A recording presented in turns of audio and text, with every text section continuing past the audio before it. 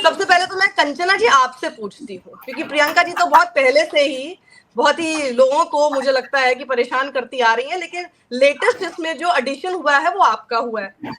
आपने ऐसा क्या कर दिया कि इस तरह की खबरें आने लगी कि भारतीय जनता पार्टी चाह रही है कि आप लोग ब्लॉक हो जाए, बैन हो जाए, बॉयकॉट हो जाए आपका, आप ना आए उनके भारतीय जनता पार्टी के प्रवक्ता के सामने? क्या किया आपने ऐसा?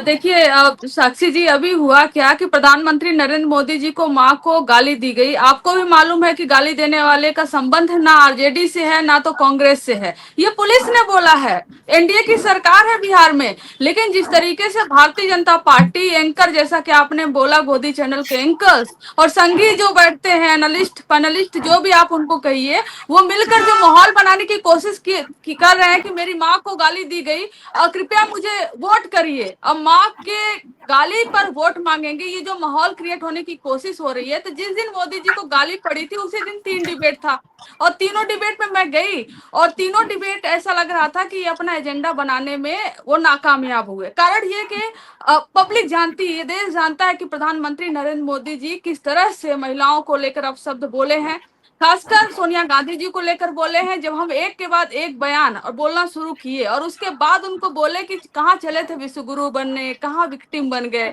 उनको इतना ये तंज बुरा लगा, इतना तंज बुरा लगा कि एंकर्स तिलमिला गए। और मैं नोएडा से वापस लौट कर आती हूँ, मैंने बताया भी, कल किसी चैनल पे बात भी की, और मैं बड़ी खुश थी कि नैरेटिव बनाने चले थे, आज तो ध्वस्त हो गए। होता है, एक खुशी होती है कि जब आप दूसरे के नैरेटिव को ध्वस्त करो, क्योंकि हम अपने पार्टी के लॉयर हैं, और जब क्या अच्छे से था हम, उनका नैरेटिव? क्या था उनका नैरेटिव? उनका नैरेटिव था कि आरजेडी और कांग्रेस और इस सब में गालीबाज हैं, कैसे मोदी जी की मां को गाली दिलाएं, और ये भावुक अपील एक तरीके से। एंकर मोदी जी तो कल किए, आज किए ना, एंकर बहुत पहले से करना शुरू कर दिए थे मोदी जी के पक्ष में भावुक अपील।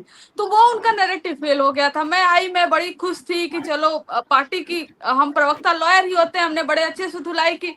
तभी धड़ाधड़ फोन आया कि मैडम आपने ऐसा क्या कर दिया चैनल्स पे जाकर, आपको अभी जस्ट फोन आया बीजेपी ऑफिस से कि आपको बैन कर दिया गया है। मैं बोली मुझे क्यों बैन किया बीजेपी ने, मैं तो बीजेपी की प्रवक्ता नहीं, उनको गलतफहमी हुई है। मैंने एग्जैक्ट यही लाइन बोला, मैं आरजेडी की प्रवक्ता हूँ, गलतफहमी के शिकार क्यों हो गए हैं, वो कौन होते हैं मुझे बैन करने वाले।